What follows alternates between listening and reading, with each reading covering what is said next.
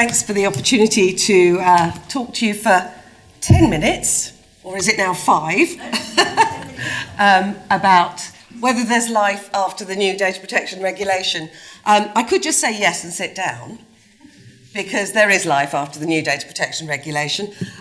You will be aware, as Lara says, it's been under discussion for a number of years. In December, just before Christmas, we got the puff of white smoke in Brussels that said, that's it, we've got a final text, we've agreed on everything, so get on with it. And that was fine, except for it appears that the fat lady hasn't quite sung yet. The indications we're getting from the regulators are that there might still be some little changes that will be brought in before the text gets agreed by Parliament. So we need more guidance. We've got about 300 pages of text, so 10 minutes, no challenge at all, 300 pages. And we're going to get some advice from the data protection authorities. The ICO, the Information Commissioner's Office, isn't going anywhere until at least July on this, so don't expect any news from them quickly. And then as we go through, the various other bodies will be providing guidance. You should be aware there's over 50 places in the text where local law will apply, not the regulation. So much for the even playing field. And for those of you who do market through electronic channels, using email and text, etc., that's covered by the Electronic Communications Directive. That's now going to be reviewed and presumably will be changed in time to fit in with the regulation when it comes in 2 years' time. So, what's different about it? Well, the main precept, lots of words on there. The big one is transparent. You're going to have to be a lot more transparent with your customers about how you're going to use their data. That's a fact. I love the fact that they talk about easily accessible language, easy to understand, clear and plain. Well, if you've read the 300 pages, like I say, they don't practice what they preach, these guys. They really don't. So, no more reliance on vague terms and conditions. You are going to have to be clear about what you're going to do. Big issue, consent. So where we are now, that before definition of consent, freely given, specific, informed indication of someone's wishes by which they agree to data being processed. Different, the new definition, freely given, specific, informed, unambiguous indication by a clear and affirmative action. Okay, so the word explicit is not there, hurrah. However, the word unambiguous is there. And I've tried translating that and back-translating that into a number of languages, and it's amazing how often unambiguous comes back as explicit. So I think there's going to be a challenge around consent going forward. However, it's not all bad news. But just so you know, when it comes to consent, you've got that requirement for a clear affirmative action. In the recitals, which is the explanatory text, they say silence, pre-ticked boxes, and inactivity should not be regarded as consent. So that's not good news for those of us who rely on the more implied methods of consent. The other thing that they're very keen on is that consent for marketing, so for further use, shouldn't be part of a condition of servicing a contract. So you can't make consent conditional. So overall, consent as a condition for processing data is going to be a lot harder. So have you got any alternatives to consent? That's the big question. And I have to say, yes, you have, and you will be able to use this alternative condition for processing of some data, and particularly for processing data for postal, so the Abacus type scenario for postal communications.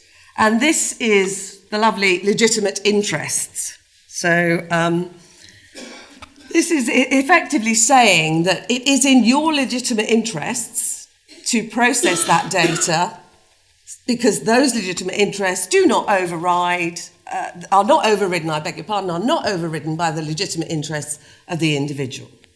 So you're saying, as a business, we have a good reason to communicate with these individuals, and we're going to rely on legitimate interests. And it actually says in the recitals that the processing of personal data for direct marketing purposes will be regarded as carried out for legitimate interest. Hurrah! Now, one has to be a little careful about this. That sounds like a completely open door. We all forget about putting any kind of consent statements on our data collection forms.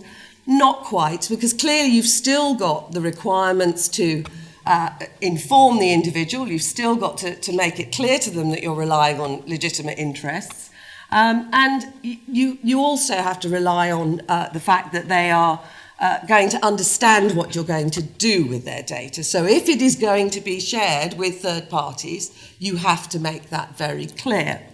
So that it's good news. As far as email and electronic communications are concerned, of course, we still have those other regulations, currently the PECA regulations, and there will be a replacement for those come 2018. So there will be higher bars potentially to get to process data for electronic communications.